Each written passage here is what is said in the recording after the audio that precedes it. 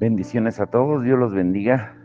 Bueno, vamos a culminar con los estudios devocionales de esta semana y que el Espíritu Santo nos siga ayudando y que entendamos que solamente por el poder del Espíritu podemos tener una vida de continua obediencia. En el estudio anterior o en los estudios anteriores comenzamos a ver las 9 virtudes que caracterizan el fruto del Espíritu, según se enumeran en Gálatas 5:22 al 23. Y como recordaremos, primero definimos lo que es el fruto del Espíritu, con todas sus implicaciones en la vida diaria, y luego vimos la primera de las virtudes mencionadas por el apóstol Pablo en el pasaje. Y nos referimos específicamente al amor. Esa virtud es esencial para poder desarrollar o experimentar el gozo, que es lo que estaremos analizando en el estudio de hoy. La virtud del amor es tan cardinal que el mismo Pablo, cuando escribió su primera carta a los Corintios, afirmó lo siguiente: si yo hablara lenguas humanas y angelicales, pero no tengo amor, he llegado a ser como metal que resuena, o címbalo que retiñe. Y si tuviera el don de profecía y entendiera todos los misterios y todo conocimiento, y si tuviera toda la fe como para trasladar montañas, pero no tengo amor, nada soy. Y si diera todos mis bienes para dar de comer a los pobres, y si entregara mi cuerpo para ser quemado, pero no tengo amor, de nada me aprovecha, dice Primera de Corintios 13, del 1 al 3. O sea, dicho de otra manera, como cristianos, todo lo que hacemos en ausencia del amor pierde su valor. No importa lo que hagamos, la falta de amor anula lo que hemos hecho. Alguien pudiera tratar de justificar su falta de amor por los demás diciendo: es que yo no puedo fingir el amor, no quiero ser hipócrita, porque no puedo fabricar ese sentimiento. A lo que Cristo probablemente respondería: por eso no te pido que sientas el amor, sino que practiques el amor, porque el amor es una decisión. Cuando leemos en Primera de Corintios 13 que el amor es paciente y bondadoso, entre otras cosas, en el idioma original esas palabras no son adjetivos ni sustantivos, más bien esas palabras son verbos, y por lo tanto una traducción más adecuada diría que el amor se comporta pacientemente o o se comporta bondadosamente. Y así ocurre con el resto de las cualidades. Estas acciones de amor pueden practicarse incluso hacia nuestros enemigos. Los sentimientos vendrán después de la obediencia. Y de hecho, los sentimientos rara vez, si es que alguna vez preceden a la obediencia, al menos en el caso del amor incondicional o ágape. Cuando se trata del amor, mucho de lo que experimenta el ser humano no es más que un amor romántico o idílico, pero nadie nos ama más y mejor que Dios. Y sin embargo, Dios no tiene ningún amor romántico por nosotros. No obstante, ese es el amor que la mayoría anhela experimentar.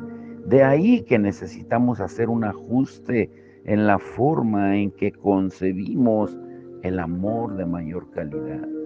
El amor romántico nunca debe practicarse en ausencia del amor incondicional, porque la práctica del amor romántico antes del amor incondicional frecuentemente termina en la desvalorización y utilización de los demás. Cuando las personas inician una relación de pareja, a menudo se apresuran a decir te amo el uno al otro, cuando en realidad deberían decirse te deseo, porque lo que sienten no es amor, sino atracción romántica el uno por el otro, o alguna sensación relacionada al eros, al amor físico, a lo que la novia o el novio debería responder: tu deseo tendrá que esperar hasta que tu incondicionalidad aparezca y estemos unidos en matrimonio.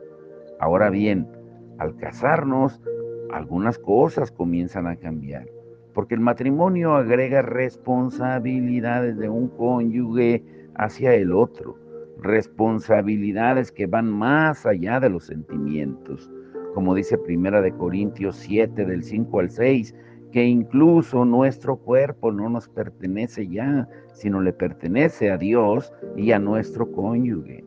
Ahora, todo esto lo mencionamos a modo de introducción al estudio de hoy, porque la posibilidad de experimentar el gozo del Espíritu depende de que seamos capaces de amar correctamente a los demás e incluso a Dios mismo.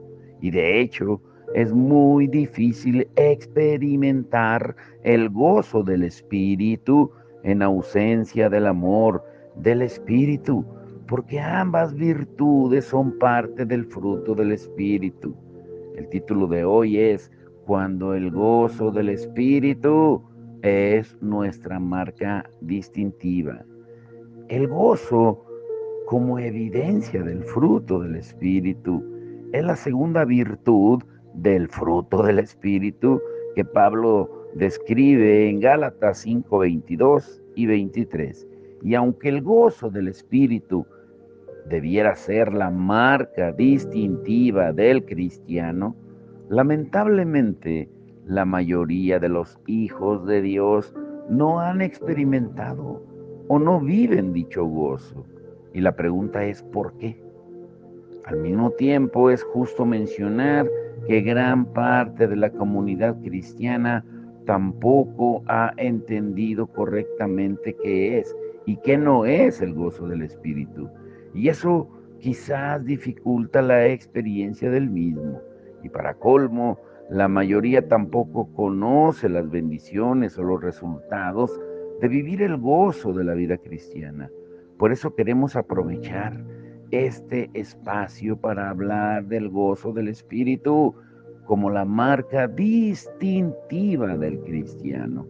La idea es abordar todos estos temas haciendo uso de la palabra de Dios para ver de qué maneras o de qué manera diferentes textos de la palabra hablan del gozo del Espíritu y nos pueden ayudar a entender mejor qué es y qué no es el gozo del Espíritu.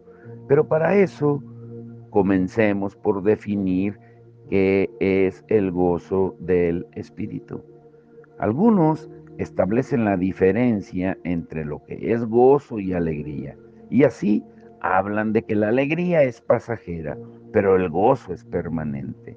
Por otro lado, hablan de que la alegría depende mucho de nuestras circunstancias y que el gozo es algo que el Espíritu produce en nosotros.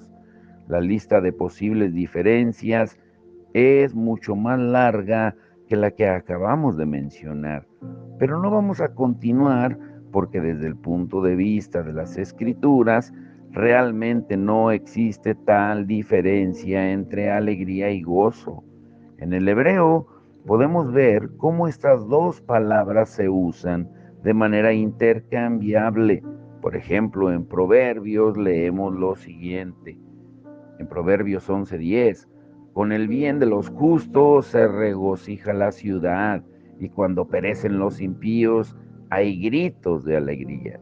En la primera mitad del versículo se habla del regocijo como un derivado del gozo, y en la segunda mitad se habla de alegría para expresar en esencia la misma idea. El diccionario de la Academia Española define el gozo como alegría del ánimo y por su parte el diccionario de inglés, el Webster, define el gozo como un sentimiento de gran alegría. Pero ambas definiciones son muy superficiales en comparación con la forma en que la Biblia habla del gozo. Tanto en el Antiguo Testamento como en el Nuevo Testamento, el gozo está relacionado con la salvación de Dios y está relacionado con la salvación de Dios porque el gozo es un sentimiento ligado a nuestra relación con Él. Ahora, el gozo del Espíritu, escucha bien esto, es un sentimiento de satisfacción y plenitud en cualquier circunstancia que nos encontremos y que es experimentada como resultado de un sentido profundo de la presencia de Dios en nuestras vidas, la cual nos recuerda que no importa la experiencia que atravesemos, Él la conoce, la controla y la usará para formar en nosotros el carácter de Cristo, para llevarnos a vivir más cerca de Él, en dependencia de Él y finalmente para gloria de Él. Así que cuando hablamos del gozo del Espíritu, debemos estar de acuerdo por lo menos en 4 cosas. Número 1, el sentimiento es de satisfacción. Número 2, el origen es de Dios. Número 3, la razón del sentimiento es la presencia de Dios. Y número 4, la posibilidad de experimentarlo está relacionada al entendimiento de que aún los desiertos tienen un propósito y que el maná diario, aunque sea repetitivo, es un manjar si lo comemos con un apetito divino. Esta definición del gozo del Espíritu nos permite entender que es posible experimentar el gozo del Espíritu y al mismo tiempo pasar por experiencias de tristeza. Decíamos al principio que la mayoría de las personas no entienden lo que es el gozo del Espíritu, porque muchas veces han llegado a creer que si experimentan tristeza por un momento, por un día o por cualquier periodo de tiempo, eso inmediatamente excluye lo que la palabra llama el gozo del Espíritu. Sin embargo, si hubo alguien que experimentó el gozo del Espíritu continuamente, fue nuestro Señor Jesucristo. Por ejemplo, dice Juan 11, 32 al 36, que lloró ante la tumba de Lázaro. En Lucas 19, 41 al 42, dice que lloró al ver a Jerusalén días antes de su crucifixión, sabiendo las consecuencias que vendrían sobre sus habitantes. En Hebreos 5:7 dice que ofreció oraciones y súplicas con gran clamor y lágrimas durante los días de su carne. Mateo 26:38 dice que su alma estaba angustiada hasta la muerte mientras oraba en el huerto de Getsemaní. Ninguna de estas experiencias de tristeza en la vida de Jesús le quitó el gozo del Espíritu que fue constante en su vida. Jesús incluso se airó el día que limpió el templo de Jerusalén al ver a los mercaderes negociando dentro de la casa de su padre. Y esa experiencia de ira santa tampoco le robó el gozo del Espíritu. De manera que el gozo del Espíritu no implica ausencia de tristeza. En medio de la tristeza podemos tener un sentido profundo de la presencia de Dios, acompañado de una garantía de que Dios está obrando para su gloria, pero además para nuestro bien. Y en medio de esa combinación de emociones, experimentar satisfacción. En sus cartas, el apóstol Pablo menciona varias ocasiones en las que derramó lágrimas y específicamente en 2 de Timoteo 4:11 expresó cuán solo se sentía al tener solamente a Lucas con él. Y en ese mismo capítulo, Pablo dice lo siguiente, en 2 de Timoteo 4, 16 al 17. En mi primera defensa, nadie estuvo a mi lado, sino que todos me abandonaron. Que no se les tenga en cuenta. Pero el Señor estuvo conmigo y me fortaleció, a fin de que por mí se cumpliera cabalmente la proclamación del mensaje y que todos los gentiles oyeran. Aquí el apóstol Pablo testifica que en medio de su soledad, el Señor estuvo con él y le fortaleció. Y es este sentido profundo de la presencia de Dios y los propósitos de Dios lo que llamamos el gozo del Señor. Los episodios de depresión del gran predicador y teólogo Charles Spurgeon son históricamente conocidos. En una ocasión, alguien en su iglesia gritó ¡fuego! Y el caos que se produjo provocó varias muertes y muchas lesiones físicas. Y como resultado de esto, Spurgeon experimentó una enorme tristeza y al domingo siguiente a la tragedia le dijo a su congregación: casi me arrepiento esta mañana de haberme aventurado a ocupar este púlpito, porque me siento completamente incapaz de predicarles para su beneficio. Pero como Spurgeon era un hombre maduro, oró antes de su mensaje y dijo: oh Espíritu de Dios, magnifica tu fortaleza en la debilidad de tu siervo y empodéralo para honrar a su Señor aún cuando su alma está profundamente triste dentro de él. Esta oración es evidencia de que Charles Spurgeon entendió completamente las palabras de Santiago, como dice Santiago 1, 2 al 4. Tengan por sumo gozo, hermanos míos, cuando se hallen en diversas pruebas, sabiendo que la prueba de su fe produce paciencia, y que la paciencia tenga su perfecto resultado, para que sean perfectos y completos sin que nada les falte. Santiago no nos dice que las pruebas son un gozo, sino que las tengamos por sumo gozo. La razón, que ellas obran los propósitos de Dios. El gozo del Espíritu es un regalo de Dios, producido por su Espíritu, cuando cultivamos una estrecha relación con Él que nos lleva a estar satisfechos en toda circunstancia, conociendo que estamos donde estamos por designio de Dios, para los propósitos de Dios y para la gloria de Dios. Ahora, punto número 1. ¿Debería todo cristiano experimentar gozo? El Nuevo Testamento no nos presenta el gozo como una opción o una sugerencia, sino como una experiencia que todos debiéramos disfrutar, porque dicho gozo no es algo que ganamos, sino algo que el Espíritu de Dios quiere regalar a todos los hijos de Dios. Y notemos cómo Pablo lo expresa en Filipenses 4:4. Regocíjense en el Señor siempre.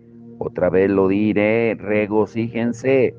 En este versículo hay un verbo clave en imperativo: regocíjense, un adverbio clave, siempre, y una frase clave, en el Señor, porque fuera de Él es imposible regocijarse en todas las circunstancias. Si Dios controla las circunstancias de nuestras vidas, entonces es posible regocijarse en el controlador de nuestro pasado, presente y futuro. La posibilidad de experimentar gozo en toda circunstancia es algo que el apóstol Pablo trató de enseñar a todas las iglesias plantadas o visitadas durante sus viajes misioneros. Y vemos esto escrito cuando le escribe a los tesalonicenses, en primera de Tesalonicenses 1:6.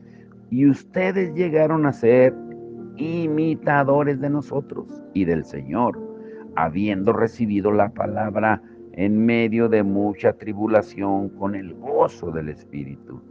Los tesalonicenses llegaron a imitar a Pablo al experimentar el gozo hasta el punto de experimentarlo en medio de mucha tribulación. El texto citado dice que recibieron la palabra en medio de mucha tribulación, pero la recibieron con el gozo del Espíritu y en ese sentido llegaron a imitar al apóstol Pablo. Antes de concluir su carta a los tesalonicenses, Pablo les dice: estén siempre gozosos.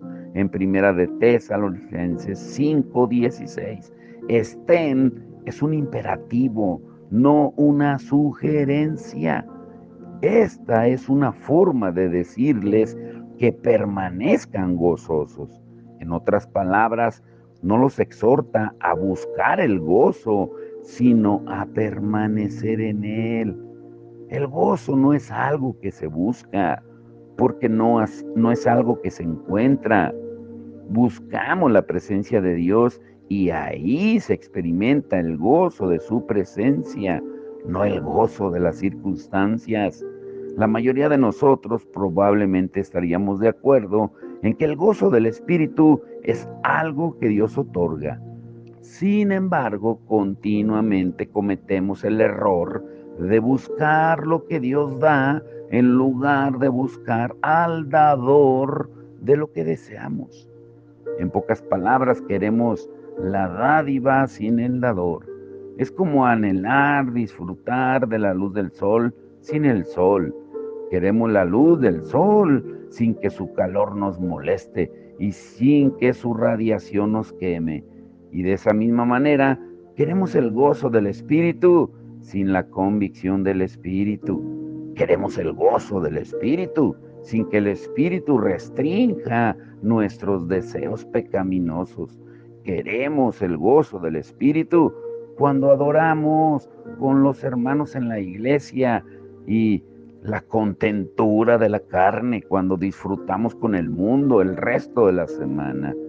Si queremos la luz del sol, necesitamos aceptar todo lo que su luz puede hacer, y así ocurre con el Espíritu. Ahora, número 2, ¿qué observaciones necesito para la vida diaria? Si hoy se da cuenta que el gozo, o te das cuenta que el gozo en tu vida cristiana se ha apagado y decides salir a buscarlo por ti mismo, pues con toda probabilidad lo buscarás por caminos ilegítimos. Y en esos caminos ilegítimos podrás experimentar el placer de la carne, que prontamente traerá las consecuencias de la carne. Y de repente no tendrás ni placer ni gozo. Cuando nos alejamos del trono de Dios, nos encontramos escarbando en los basureros del mundo, en busca de alguna actividad en la que podamos gozarnos. Pero el gozo del Espíritu solo se experimenta en el Señor. Cuando experimentamos placer en el cerebro, se produce una elevación de hormonas y neuroquímicos que llamamos hormonas del placer, conocidas como dopamina, serotonina, oxitocina, adrenalina, entre otras. Y tan pronto como esos niveles comienzan a descender, la experiencia y la intensidad del placer también se desvanecen. En cambio, cuando experimentamos el gozo del Espíritu, lo que ha incrementado no es una hormona, sino nuestra cercanía a Dios, y en la cercanía a Dios comenzamos a recuperar todo lo que Adán perdió. Ganamos seguridad, identidad, certeza, propósito, significado, paz, entendimiento, dirección, esperanza y gozo permanente. Ese conjunto de condiciones hace posible nuestra experiencia de gozo.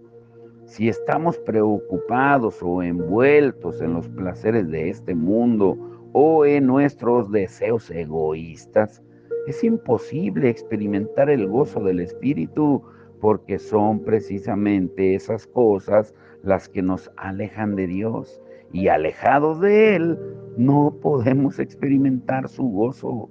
El gozo del Espíritu no es tan común entre los hijos de Dios, porque la mayoría no se ocupa en cultivar una relación íntima con Dios, sino que a menudo dedica más tiempo a cultivar una relación íntima con la iglesia local, con el grupo de estudio al que pertenece o con distintas actividades que la iglesia realice.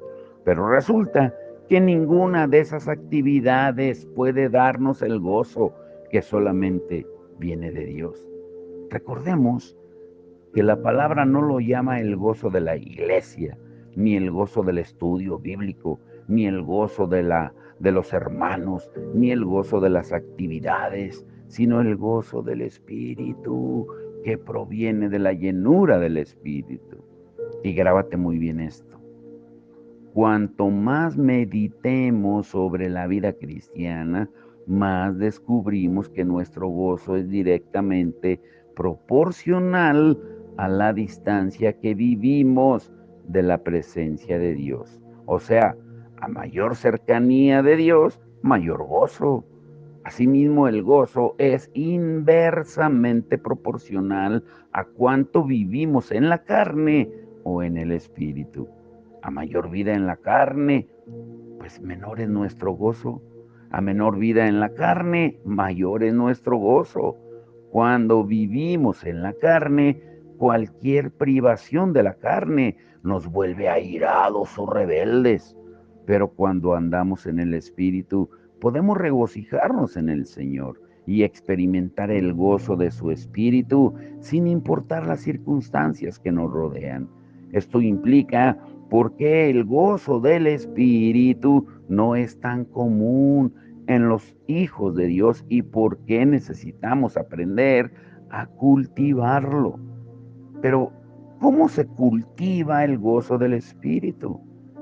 Esa es la pregunta.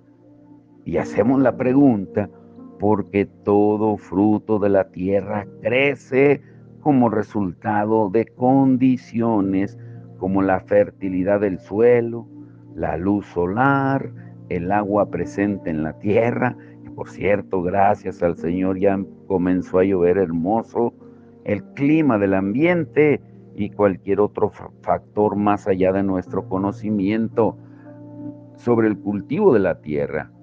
Y lo mismo sucede con nosotros y el fruto del Espíritu, que resulta de ciertas condiciones que deben estar presentes en nuestras vidas. Pero ¿cuáles son esas condiciones? ¿Cuáles son? Bueno, hay por lo menos 4 condiciones que debemos analizar. ¿Mm? Pero, ¿cuáles son? Bueno, las veremos la próxima semana. Solo te adelanto lo que será. Si nosotros no cultivamos esas condiciones que deben estar presentes en nuestra vida y que son la morada del Espíritu, una vida de obediencia, una disposición de gratitud, una mente espiritual, no vamos a tener, porque el gozo del Espíritu es nuestra marca distintiva y no va a aparecer, porque nuestra actitud determina cómo reaccionamos cuando suceden ciertas cosas. Y el gozo debe ser una marca distintiva en nosotros para que nos lleve a la paz. Y la paz del Señor no tiene explicación humana, pero lo entenderemos mejor la próxima semana. Ahora, ¿cuál será el título del domingo? Escúchalo bien. Lo que todo cristiano debería saber acerca del Espíritu Santo, así como lo escuchas. lo que todo cristiano debería saber acerca del Espíritu Santo.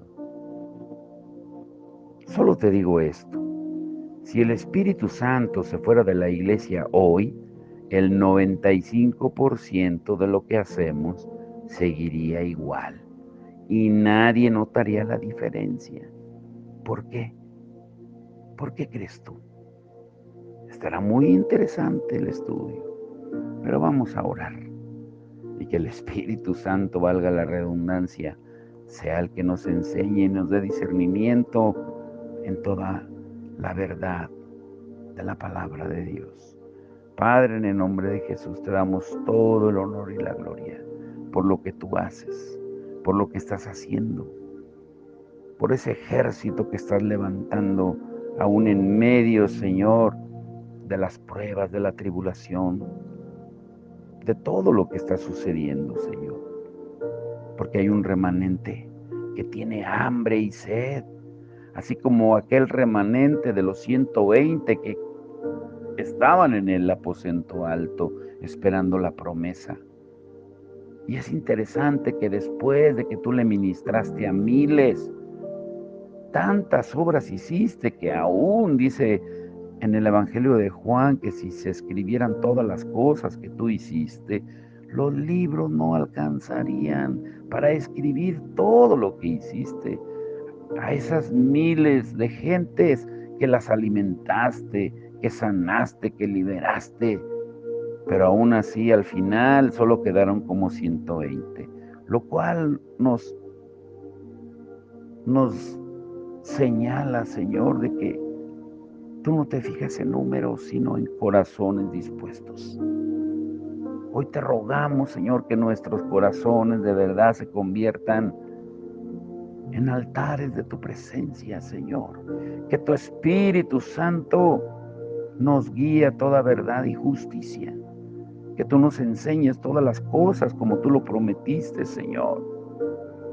Y que podamos rendirnos ante ti cada día de nuestra vida.